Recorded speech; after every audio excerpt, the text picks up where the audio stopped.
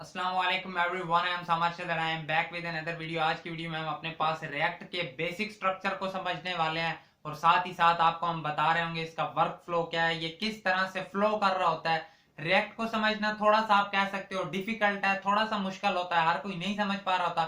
लेकिन आज की वीडियो के बाद आपको इसमें कोई परेशानी मुश्किल कहीं नहीं नजर आ रही होगी। अगर आएगी तो क्या करोगे, हमें नीचे कमेंट करके बता सकते हो। अदरवाइज हमारा इंस्टाग्राम भी है पाकिस्तानी डेवलपर नाम से, वहां पर भी आप हमें फॉलो भी कर सकते हैं। उसके साथ साथ अगर कोई किसी का डाउट हो, कुछ पूछना चाहता हो, मसला परेशानी जो भी हो, हमें मैसेज करें, हम इंशाल्लाह आपको रिप्लाई जरूर देंगे। बाकी आज हमने रिएक्ट को ही समझना है, रिएक्ट के वर्क फ्लो को समझना है, रिएक्ट को किस तरह से हम इंस्टॉल कर सकते हैं, किस तरह से सेटअप कर सकते हैं, वो चीजें हम सारी देख रहे होंगे। सबसे पहले देखो, नोड जेएस आपके पास होना चाहिए। नोड जेएस सीधा गूगल पर लिखोगे, अगर नहीं है गूगल पर लिखोगे तो आपके पास आ जाएगा। वैसे तो आपके पास होगा, क्योंकि जब मैं टेलवेंट करा रहा था तब मैंने आपको इंस्टॉल करवाया था, अगर आपको याद हो तो। ठीक है, नोड जेएस होना चाहिए आपके पास। सेकंड चीज, वीएस कोड होना चाहिए आपके पास, वो भी आपके पास होगा क्योंकि हम काफी टाइम से उसके ऊपर कोड कर रहे हैं। ठीक है, फिर उसके बाद और हमारे पास क्या होना चाहिए, नेक्स्ट चीज, अब नोड जेएस भी है। ठीक है, जो जो स्टेप्स करता जाऊंगा, कहता जाऊंगा, वो साथ साथ करते जाने हैं। ठीक है, आपके पास अब क्या क्या नोड जेएस पड़ा हुआ है, वीएस कोड पड़ा हुआ है। आपने सीधा क्या करना है, सीएमडी ओपन करना है। ठीक है, कमांड प्रॉम्प्ट। विंडोज वालों के लिए सीएमडी और मैक वालों का कुछ और होता है, मुझे उसका नाम नहीं पता, वो मैं बाकी इधर लिख दूंगा, उन्हें पता चल जाएगा। ठीक है, सिंपल आपने करना क्या होता है, सबसे पहले तो आप एक चीज कर रहे होगे ना, जो वो देख लो। सीएमडी को फिलहाल करो अपने पास क्लोज। एक चीज जो आप देख रहे होगे वो ये है हमारे पास, कि सबसे पहले आप आ गए डेस्कटॉप के ऊपर। ठीक है, आप एक करोगे अपने पास फोल्डर क्रिएट, फोल्डर पर आए, फोल्डर। ठीक है, फोल्डर का कोई नाम रख लेना, फर्स्ट ऐप नाम रख लो। ठीक है, ये पहले से पड़ा हुआ है तो इसका नाम चेंज कर लो, न्यू ऐप। ठीक है, या फिर नाम रख लो इसका रिएक्ट डैश ऐप। ठीक है, ये फोल्डर का नाम रखा, फोल्डर यहां पर आपने रख दिया। अब आपने सीधा सीधा जाना है अपने पास किधर, सीएमडी पर। तो जैसे ही आप आए सीएमडी पर, कमांड प्रॉम्प्ट पर, इसे मैं बड़ा कर देता हूं। अब सबसे पहले आपने उस फाइल की लोकेशन तक जाना है, जो अभी आपने फोल्डर क्रिएट किया है उसकी लोकेशन तक। कैसे जाएंगे, सीडी डेस्कटॉप बैकस्लैश, और उसका नाम क्या रखा है आपने, रिएक्ट डैश ऐप।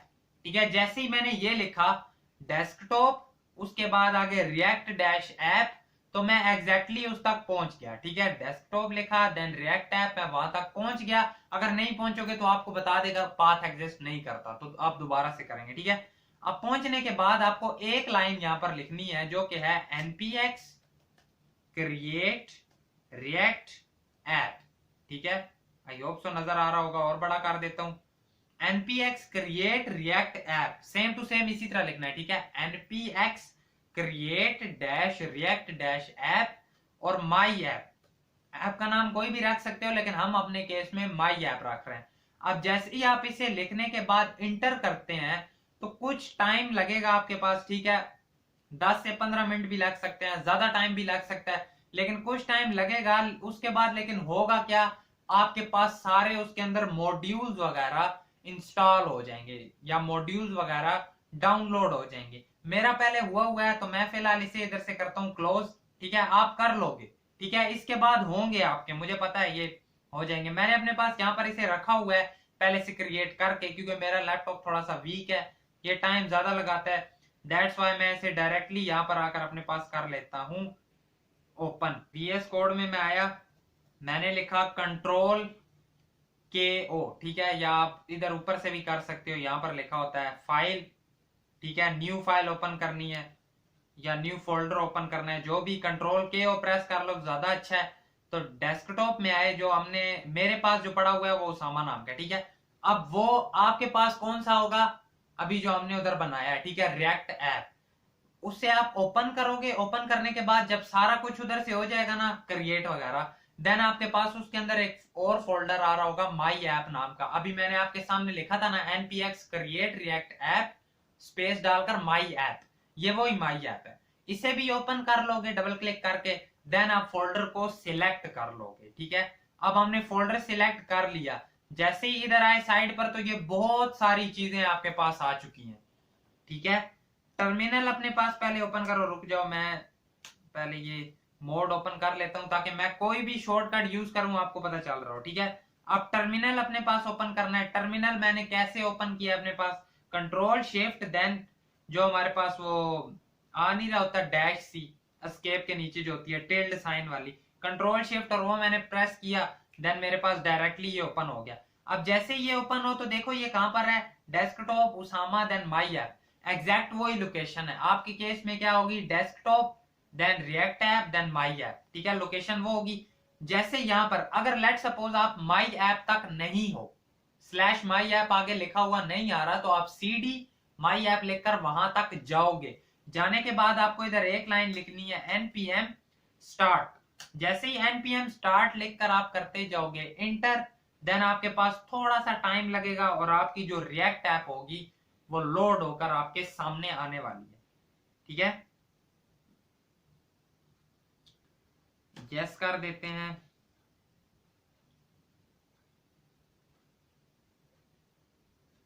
ओके, थोड़ी देर वेट करेंगे, तब तक हमारी ऐप चल जाएगी, स्टार्ट हो रही है। ठीक है, तो हमारे पास कुछ इस तरह से हमारी रिएक्ट ऐप आ गई है। ठीक है, वैसे तो ये पोर्ट 3000 पे होता है, पता नहीं क्यों उसने मुझे कह दिया कि 3000 पोर्ट पर पहले चल रही है, तो इस वजह से हम एक नए पोर्ट पर कर रहे हैं। ठीक है, 3000 आता है वैसे जनरल। तो कुछ इस तरह का रिएक्ट ऐप आपके पास बनकर सामने आ जाएगा। ठीक है, कुछ इस तरह का रिएक्ट ऐप बनकर सामने आ जाएगा। अब यहां तक आप आ चुके हो, अब मेन चीज सारी आती है, मेन गेम सारी आती है इसके फ्लो को समझने की कि किस तरह से ये होगा। ठीक है, बाकी मैं आपको यहाँ पर दिखा भी दूंगा सारी कमांड्स वगैरह जो जो हमने अभी तक यूज किए हैं, ताकि आपको और इजीली पता चल जाए। अदरवाइज रिएक्ट की डॉक्यूमेंटेशन पर भी जाकर आपको मिल जाएगा, या फिर मैंने भी जो जो स्टेप्स बताए उन्हें फॉलो करेंगे तो हो जाएगा। अब सबसे पहले हमारे पास आ जाते हैं नोड मॉड्यूल्स। ठीक है, इन्हें देखकर टेंशन लेने की बिल्कुल जरूरत नहीं है, परेशान होने की कोई जरूरत नहीं है। ठीक है, बहुत इजी चीजें हैं। नोड मॉड्यूल्स हमारे पास बहुत ज्यादा आ जाएंगे, इन्हें तो फिलहाल करना है इग्नोर आपने, इसका कोई काम नहीं है। ठीक है, इसे क्लोज करो। देन हमारे पास एक पब्लिक लिखा हुआ आ रहा है, एक src यानी सोर्स लिखा हुआ आ रहा है। अब पब्लिक में क्या होता है, favicon.ico, index.html और ये चीजें आ गई। ठीक है, index.html जो हमारे पास होता है, आप कह लो कि ये मेन पेज है हमारा। ठीक है, मेन पेज कौन सा है, देखो इसमें क्या क्या लिखा हुआ है, अगर आप देखो यूजिंग, ठीक है, ये इसमें कंटेंट लिखा है, लिंक आ गया, then title React app. Title अगर आप देखो तो रिएक्ट ऐप ही होगा। ठीक है, ये रिएक्ट ऐप ही है। उसके साथ अगर आप देखो फेविकॉन भी लगा हुआ है हमारे पास, तो मतलब मेन पेज तो हमारा ये है। ठीक है, जो मेन पेज उधर हमें नजर आ रहा है वो हमारा पब्लिक के अंदर index.html पड़ा हुआ है। ठीक है, मेन पेज जो हमें दिखाया जा रहा है हमारे ब्राउजर के ऊपर, वो हमारे पास कौन सा है, index.html। ठीक है, ये तो समझ आ गई। अब नेक्स्ट क्या हमें नजर आ रहा है, इसके अंदर जस्ट एक डिव पड़ा हुआ है और वो रूट है, उसे आईडी दी हुई है कि ये रूट है। ठीक है, यहां तक तो पता चल गया। क्या पता चला हमें यहां तक, कि हमें ये पता चला मेन जो index.html है वो हमें पेज के ऊपर शो होता है, और उसके अंदर सिर्फ एक डिव पड़ा हुआ है हमारे पास जिसके अंदर लिखा हुआ है कि ये रूट डिव है। अगर मैं इस डिव को कमेंट करके जाता हूं, कंट्रोल एस किया मैंने, पेज पर मैं आया, पेज मेरा रिफ्रेश हुआ, बिल्कुल व्हाइट हो गया। मतलब हमें क्या समझ आता है कि सब कुछ जो पड़ा हुआ है इस रूट वाले डिव के अंदर पड़ा हुआ है। किधर है, हमें तो कुछ भी नहीं नजर आ रहा कहां पर पड़ा है, लेकिन हमने इसे कमेंट किया, सब कुछ गायब हो गया। मतलब एक चीज समझ आई कि सब कुछ इस डिव के अंदर पड़ा हुआ है जो कि एक रूट है, जिसे रूट आईडी दी हुई है। अब हम पब्लिक को क्लोज करके src के अंदर जाते हैं। इसमें आपको कुछ नजर आएगा, app.js, app.css, app.test.js, index.css, index.js, then लोगो शोगो, ये फजूल चीजें। आप आ जाओ सीधा index.js के अंदर। यहां पर आपको क्या देखने को मिलेगा कि कुछ चीजें इंपोर्ट कराई हुई हैं। ठीक है, फिलहाल इन्हें रहने दो। आपको क्या नजर आया, कॉन्स्ट रूट, ये आपने जावास्क्रिप्ट में देखा होगा, react dom.create root। ठीक है, document.getElement by id root। तो अब ये कौन सा रूट होगा, ये वही रूट है। ठीक है, जो index.html के अंदर रूट पड़ा हुआ है ना, div, ये वही है, इसे देखो गेट एलिमेंट बाय आईडी करके बुलाया हुआ है, उसे आईडी रूट दी थी। तो अब ये क्या करता है, उस रूट को कर रहा है रेंडर, ठीक है, डॉट रेंडर, और उसके अंदर ऐप पड़ा है। अब ये ऐप क्या है, देखो मेन हमारे पास इंडेक्स डॉट एचटीएमएल था, उसमें क्या था, उसमें सीधा सीधा हमें पता चला ठीक है ये इंडेक्स डॉट एचटीएमएल है, लेकिन जैसे ही नीचे गए हमने देखा उसकी बॉडी में जस्ट एक डिव पड़ा हुआ है जो कि रूट आईडी वाला है। यहां पर हम जैसे ही आए हमें क्या पता चलता है, उस पेज को, उस रूट को बुलाया हुआ है और साथ ही किया हुआ है डॉट रेंडर, यानी देखो जो कुछ भी डाटा इंडेक्स डॉट जेएस के पास आ रहा होता है ये क्या करता है, उसे रेंडर करके दिखा देता है, ठीक है, कि ये कुछ भाई आपने डाटा उस डिव में रखना है और डिव में रखकर शो कर देना है। तो ये काम किसका है, रेंडरिंग वाला सारा इंडेक्स डॉट जेएस के पास। उसके बाद इसके अंदर ऐप पड़ा हुआ है, अब बेसिकली ये कंपोनेंट पड़ा हुआ है इसके अंदर, ठीक है, कंपोनेंट कुछ इस तरह के बन रहे होते हैं, और डिटेल में थोड़ा बताऊंगा, बाकी अभी तो यही देख लो कि एक उसके अंदर ऐप पड़ा हुआ है, ठीक है। अब ये ऐप क्या है, इसे तो इंपोर्ट भी कराया हुआ है और ये ऐप पड़ा है। जैसे ही हम इस ऐप पर क्लिक करते हैं, ठीक है, कंट्रोल करके प्रेस किया मैंने, अदरवाइज आप यहाँ पर ऐप डॉट जेएस पर जाकर देख भी सकते हो। तो हमें क्या नजर आ रहा है कि ठीक है एक फंक्शन बना हुआ है ऐप वाला, और जिसके अंदर ये सारी चीजें पड़ी हुई हैं। क्या क्या चीजें पड़ी हुई हैं कि ठीक है जो लोगो हमारा आ रहा है वो भी इसके अंदर पड़ा हुआ है। अगर हम इस इमेज को जस्ट कमेंट कर देते हैं अपने पास और हम जाकर देखते हैं तो आपको क्या नजर आएगा, पेज को किया रिफ्रेश, थोड़ा सा वेट कर लेते हैं, इंटरनेट का भी इशू चल रहा है, बट जैसे ही हम इस पेज को अपने पास करेंगे रिफ्रेश तो हमारे पास क्या हो जाएगा, इमेज गायब हो जाएगी। क्या इमेज गायब हो गई, हो तो गई, इट्स मीन कि हमारे पास जो सारा कुछ पड़ा हुआ है ना वो इस ऐप के अंदर पड़ा हुआ है, ठीक है। सारी चीजें या जो मेन हमारी वर्किंग रिएक्ट की स्टार्ट हो रही है, जो इसके अंदर काम हम करने वाले हैं, वो सब कुछ कहाँ आएगा, ऐप के अंदर, ठीक है।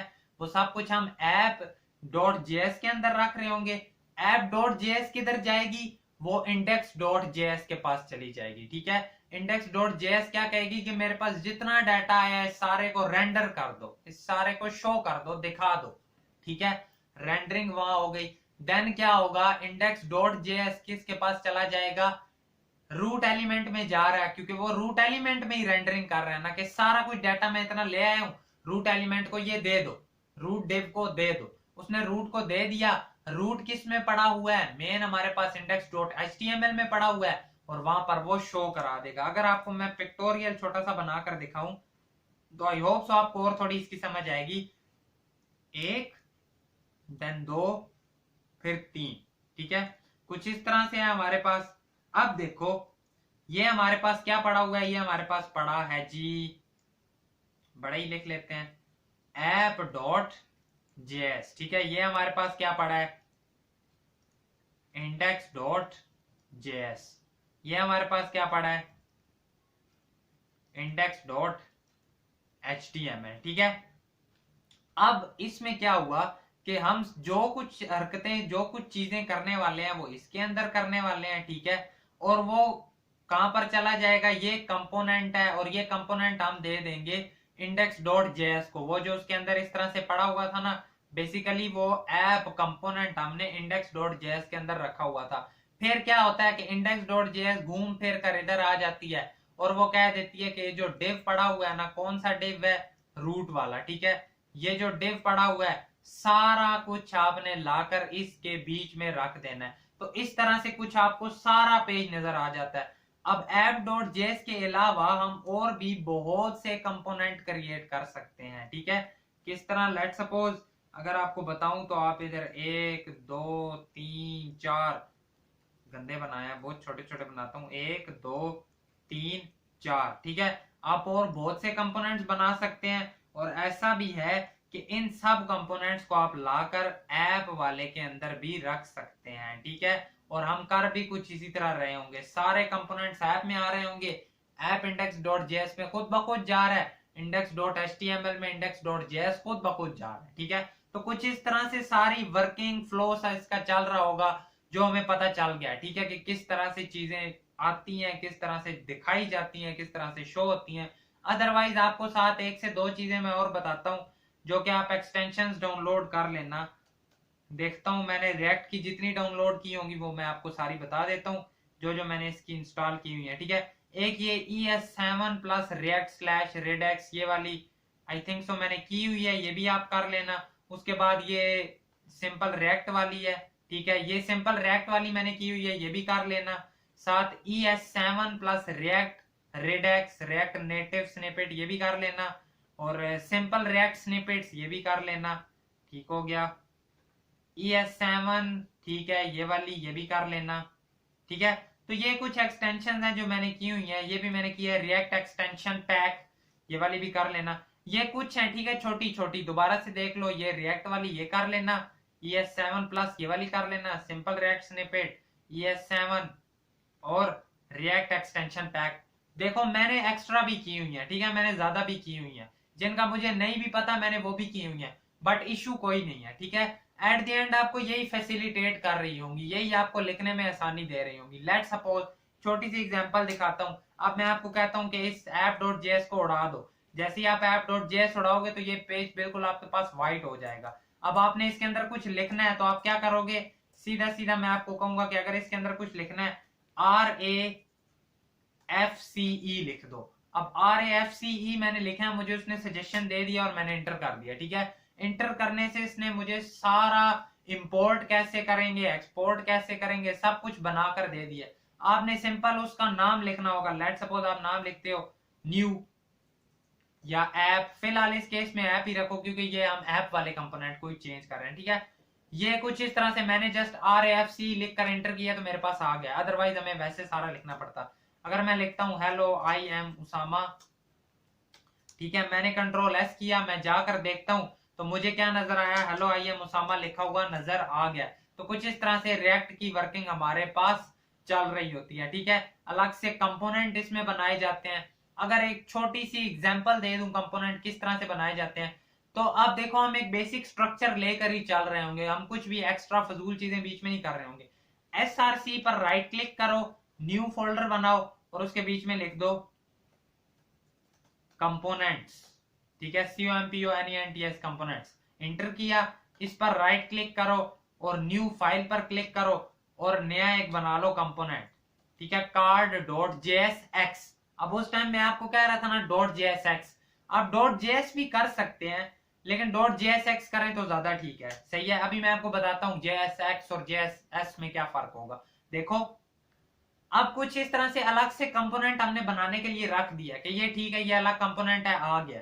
ठीक है, इसे अपने पास लाने से पहले मैं आपको एक चीज और बता देता हूं, JS और JSX में क्या डिफरेंस है। इसमें क्या लिखा हुआ है, app.js। मैंने आपको बोला था ना कि ये रिएक्ट हमें अलाउ करती है सीधा सीधा कि आप क्या कर सकते हो, आप अपने पास जावास्क्रिप्ट के अंदर HTML को बिल्कुल आसानी से बिना टेंशन के लिख सकते हो। अब ये है बेसिकली JS। ठीक है, मैं क्या लिखता हूं, मैं इधर आकर सीधा सीधा लिख देता हूं कि लेट A, B और A इक्वल टू मैं लिखता हूं 10, A equal to 10, B equal to 20। ठीक है, ये मैंने दो वेरिएबल बना लिए, A इक्वल टू 10 है और B इक्वल टू 20 है, दो वेरिएबल्स बन गए।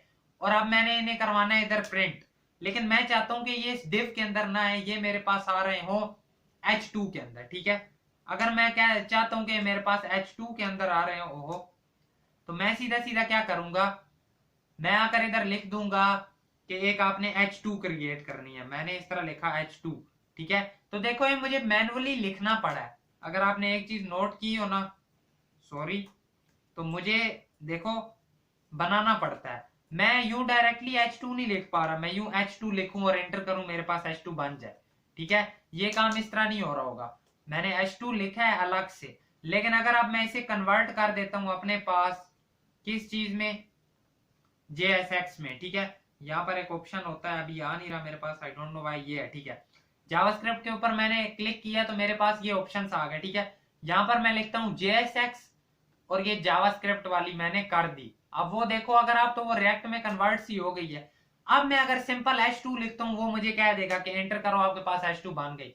अब मैं अगर लिखता हूँ IMG तो IMG एंटर किया, उसने मुझे पूरा इमेज टैग बनाकर दे दिया। लेकिन यही चीज अगर मैं सिंपल JS में कर रहा होता ना, सिंपल जावास्क्रिप्ट में, तो वो मुझे कभी भी अलाउ ना करती। मतलब सिंपल इमेज टैग में वैसे ना बना पाता। दैट्स वाई हम JSX में कर रहे हैं ताकि हम इजीली अपने पास कंपोनेंट्स को क्रिएट कर पाए। ठीक है, अब हमने करना है H2, तो इसे अगेन मैं JSX में कन्वर्ट कर लेता हूं। मैं कहता हूं H2 लिखो, ठीक है। और अब वो जो जावास्क्रिप्ट में हमने equal to 10 B equal to 20 लिखे हैं वो हमने सिंपल सीधा सीधा इस H2 के अंदर शो करवाना है। ठीक है, जिसमें हम कहेंगे the sum of A and B is, basically हमने इनका टोटल प्रिंट करवाना है। ठीक है, अब ये लिखी हुई है जावास्क्रिप्ट, ये नीचे लिखी हुई है HTML। अगर मुझे यही चीजें यहां पर लिखनी है, सिंपल आप अपने पास करली ब्रेसेस बनाओगे, A प्लस B लिख दोगे। अब जैसे ही मैंने करली ब्रेसेस बनाई है, इसका मतलब क्या है कि मैं अपनी जावास्क्रिप्ट लिखी हुई यहां पर दे सकता हूं। ठीक है, वैसे तो हम इस रिटर्न के अंदर सिर्फ HTML लिख रहे होते हैं, लेकिन अगर इस रिटर्न के अंदर भी जावास्क्रिप्ट यहाँ बाहर लिख रहे होंगे, ठीक है, रिटर्न के अंदर हम अपने पास HTML लिख रहे होंगे, लेकिन अब HTML के साथ साथ हम चाहते हैं हम इसी HTML के अंदर जावास्क्रिप्ट भी लिख रहे हो, तो हमें करली ब्रेसेस डालनी पड़ेंगी। मैं कंट्रोल S करके जाता हूं, इधर आए देख लेते हैं तो हमारे पास क्या लिखा हुआ है, the sum of A and B is 30। अगर हमें ये काम वैसे करना पड़ता तो हमें कितनी मुश्किलातें आनी थी, जरा सोचो खुद ही। HTML अलग से, जावास्क्रिप्ट अलग से, फिर उसके एलिमेंट को इधर बुलाओ, कॉल करो, उन्हें एक्सेस करना है। ठीक है, कैसे, क्वेरी सिलेक्टर के साथ करो या बाय आईडी करो, बुलाना है, बुलाने के बाद उसमें फंक्शनैलिटी अप्लाई करनी है, देन उसे वहां तक पहुंचाना है, बहुत सी मुश्किलातें हैं। ठीक है, लेकिन इसके केस में आपको क्या नजर आया, simple the sum of A and B हमने लिखा और कुछ करली ब्रेसेस के अंदर A प्लस B लिख दिया और हमारे पास सम भी 30 आ गया। एंड अगेन अगर आपको मैं बता दूं, अगर आप इंस्पेक्ट मोड पर जाते हो, जाकर आप इधर आकर करते हो क्लिक, तो ये आपको क्या नजर आ रहा है, रूट एलिमेंट। हमें पता है index.html रूट एलिमेंट, उसके अंदर ये div आ रहा है। ये div कौन सा आ रहा है, ये जो ऐप के अंदर div पड़ा हुआ है वो वाला आ रहा है। अगर आप देखो ना, ये वाला div, ठीक है, ये div आ रहा है। अब ये div आ गया, उसके अंदर हमने एक H2 बनाई, H2 के अंदर लिखा हुआ है the sum of A and B is 30। तो कुछ इस तरह से हम इजीली एक्सेस कर पा रहे होते हैं चीजें। एक चीज और कि आप इस div के अंदर ना जितने कंपोनेंट्स बनाना चाहे बना सकते हैं, जरूरी नहीं है इसे आपने div देना है, आप इसे कुछ भी ना करो। ठीक है, आप इसे खाली एम्प्टी भी छोड़ना चाहो तो छोड़ सकते हो, इससे भी आपके पास इशू कोई नहीं आ रहा होगा। लेकिन यह है कि आप सिंपली इस रूट div के अंदर आपके पास H2 आ गया। ठीक है, सिंपल फ्रेगमेंट्स भी दे सकते हैं। लेकिन एक चीज और है, लेट्स सपोज आपने div रखा हुआ है, ठीक है, आपने div रखा हुआ है, आप ऐसा नहीं कर सकते कि इसी के नीचे एक और div क्रिएट कर लें। ठीक है, दो div एक साथ नहीं लेकर आ सकते, इस div के अंदर एक साथ जितने div लाना चाहे ला सकते हैं। ठीक है, अब मतलब इस div के अंदर मैं जितने H2 बनाना चाहूं बना सकता हूं, इस div के अंदर मैं जितने div बनाना चाहूं बना सकता हूं, बट इस div के साथ इसका सिबलिंग एक और div मैं नहीं बना सकता। ठीक है, ये चीज भी आपको पता चल गई। एक और चीज, अब जो हमने अपने पास क्रिएट किया है कंपोनेंट, ठीक है, जो कंपोनेंट हमने बनाया card.jsx, तो सीधा सीधा इसमें आकर सबसे पहले तो वही चीज हमें करनी पड़ेगी जो है RAFCE। जैसे हम ये लिखते हैं, उसने इंपोर्ट कर लिया, एक फंक्शन बना हुआ है एरो फंक्शन जो कि कार्ड में जा रहा है। ठीक है, एक अब क्या करो, ये जो दोनों नाम आ रहे हैं ना इसके, इन दोनों को CARD नाम इनके बड़े करके लिख दो, कार्ड। ठीक है, हमेशा जो कंपोनेंट आप अपने पास क्रिएट कर रहे होंगे वो बड़े लेटर वाला होगा। ठीक है, छोटे लेटर वाला कंपोनेंट नहीं चलेगा। हमेशा जो आप कंपोनेंट क्रिएट करेंगे उसका पहला लेटर कैपिटल होने वाला है। अब ये कार्ड है, इसमें हम सीधा सीधा लिख लेते हैं आई एम ए कार्ड। ठीक है, मैं एक कार्ड हूं, कंट्रोल S करो। अब क्या ये हमें यहाँ पर शो होगा, बिल्कुल भी नहीं होगा। क्यों नहीं होगा, द रीजन इज के वो यहाँ पर है ही नहीं, हमें उसे इस जगह पर लाना होगा, वो तभी हमारे पास शो होगा। ठीक है, फिलहाल ये चीज भी बीच में से हमने खत्म कर दी और ये A=B वाली भी खत्म कर दो। अब उसे इंपोर्ट कैसे करते हैं, देखो कार्ड आपने बना लिया, इंपोर्ट भी हो रहा है, ये एक्सपोर्ट भी हो रहा है। ठीक है, app.js में आप आए, आप आकर क्या कहोगे कि हमने क्या करना है, हमने अपने पास करना है इंपोर्ट। जैसे ही आप इंपोर्ट लिखते हो, देन आप लिखते जाओगे, आपने सॉरी कार्ड करना है ना, जैसे ही आप CARD लिखते गए उसने आपको खुद ब खुद सजेशन दे दी, इंटर करो, तो अब आपके पास कार्ड इधर इंपोर्ट हो चुका है। ये कहां से आ रहा है, ./ कंपोनेंट्स वाले फोल्डर्स में से और /कार्ड। ठीक है, ये इस तरह से हमारे पास आ गया। अब आने के बाद हम नेक्स्ट चीज क्या कहेंगे, सीधा सीधा हम इधर लिख देंगे कार्ड। कुछ इस तरह से हमारे पास कंपोनेंट को बुलाया जाता है। अब जैसे ही मैंने ये लिखा है, मेरे पास क्या हुआ है, कार्ड आ गया। ठीक है, मेरे पास क्या हुआ है, कार्ड आ गया। इसका कलर भी चेंज है, इट्स मीन कंपोनेंट आ गया। जाकर देखते हैं तो रिएक्ट में कुछ उसने एरर दिया, क्या एरर दे रहा है, इसे चेक कर लेते हैं। वो क्या कह रहा है, can not find card dot. ठीक है, ये छोटा सी नहीं होगा, बड़ा सी होगा। ठीक है, आई नो अब ये एरर देगा, नीचे लाइन सी देगा, बट ये एरर बेसिकली है नहीं। ठीक है, ये एरर है नहीं। लिखने में अगर इशू हो जाए लेकिन आप उसकी स्पेलिंग ठीक कर लेते हो तो ऐसे इशू होता नहीं है। देखना हमारे पास आ जाएगा, देखो आई एम कार्ड लिखा हुआ हमारे पास आ गया, बट ये समटाइम्स करता है। कोई नहीं, हम एक और कंपोनेंट इसमें क्रिएट कर लेते हैं। राइट क्लिक, क्रिएट न्यू, वो हम रख लेते हैं वैसे ही एप्पल लिख लेते हैं। ठीक है, एप्पल डॉट JSX, ये लिखा RAFCE। ठीक है, एप्पल आ गया हमारे पास। इसमें लिखते हैं I am Apple, I am Apple लिखा। ऐप डॉट जेएस में आ जाओ। ठीक है, इंपोर्ट करना है, इंपोर्ट कर लो। क्या इंपोर्ट करना है, एप्पल। ठीक है, ये सही आया है। अब इसमें कोई एरर नहीं आ रहा होगा। नीचे एक और कंपोनेंट ले आओ जिसमें सीधा सीधा लिखो एप्पल और इसे कर दो क्लोज। अब क्या होगा, एक कंपोनेंट हमारे पास आई एम कार्ड वाला आ रहा है, उसके नीचे हमारे पास कंपोनेंट आ गया आई एम एप्पल। अब ये तो जस्ट हमने लिखा है, लेकिन लेट सपोज मैंने 10 कार्ड बनाने होते तो मैं सिंपल ये कार्ड लिखा हुआ अपने पास 10 बार नीचे ले जाऊंगा, तो उससे क्या होगा, मेरे पास उतने कार्ड्स आ जाएंगे। अब आपको पता चला कंपोनेंट बेस्ड काम करना कितना आसान है। हमें जो भी डिफिकल्ट चीज होगी, अब इस कार्ड के अंदर मैं जितना बड़ा कार्ड क्रिएट कर दूं। ठीक है, जरूरी ये भी नहीं है कि 10 टाइम्स क्रिएट करना है। ठीक है, हम उसे इस तरह भी कर सकते हैं डायनामिकली डॉट मैप फंक्शन लगाकर। ठीक है, इसमें ज्यादातर वैसे जो चीजें चल रही होती हैं वो डॉट मैप और इसी तरह की चल रही होती हैं बाकी। लेकिन आपको पता चल गया कि हम अपने पास एक कंपोनेंट किस तरह से क्रिएट कर रहे होते हैं। अब कंपोनेंट को बार बार यूज करना हो कैसे कर रहे होते हैं। ठीक है, अगेन आप कहते हो मैंने 10 बार एप्पल वाले कंपोनेंट को यूज करना था, तो आप कर सकते हो। इंपोर्ट का पता चल गया, एक्सपोर्ट का ये कोई एरर नहीं है। ठीक है, हमने पहले छोटा लिखा था, अब हमने बड़ा कर दिया, लेकिन अब वो ये इस चीज को एक्सेप्ट नहीं कर पा रहा। ठीक है, वो समझ रहा है कि ये एरर है, बट इट्स नॉट एरर। ठीक है, यहां तक पता चल गया। बाकी नेक्स्ट वीडियो में अब हम बेस बनानी थी, बन गई। ठीक है, यहां तक आपको चीजें पता चल गई। अब जैसे जैसे हो सकता है आपको ना चीजें कहीं समझ आ रही हो, कहीं पर इशू आ रहे हो, समझ ना पा रहे हो, पर इशू टेंशन की कोई बात नहीं है, टेंशन बिल्कुल भी नहीं लेनी। सारी चीजें साथ साथ समझ आती जाएंगी। ठीक है, अभी फिलहाल बहुत ज्यादा चीजें हैं, उन्हें हम डायरेक्टली समेट नहीं पा रहे, लेकिन हम आहिस्ता आहिस्ता उन चीजों को अपने पास समेट लेंगे। ठीक है, टेंशन बिल्कुल नहीं लेनी। साथ साथ आपकी ग्रिप इन चीजों के ऊपर बहुत स्ट्रांग होती जाएगी। बहुत बेसिक बेसिक प्रोजेक्ट भी रिएक्ट के साथ कर रहे होंगे, बड़े बड़े प्रोजेक्ट भी कर रहे होंगे। एट द एंड आपको रिएक्ट का चैंप बनाकर भेजेंगे इंशाल्लाह, ये हमारी गारंटी है आपको। बाकी अगर आज की वीडियो पसंद आई तो वीडियो को लाइक करना, चैनल पर रहे हो सब्सक्राइब करना। मिलेंगे आपसे आपकी नेक्स्ट वीडियो में। Thank you so much and अल्लाह हाफिज। दुआ में जरूर याद रखना।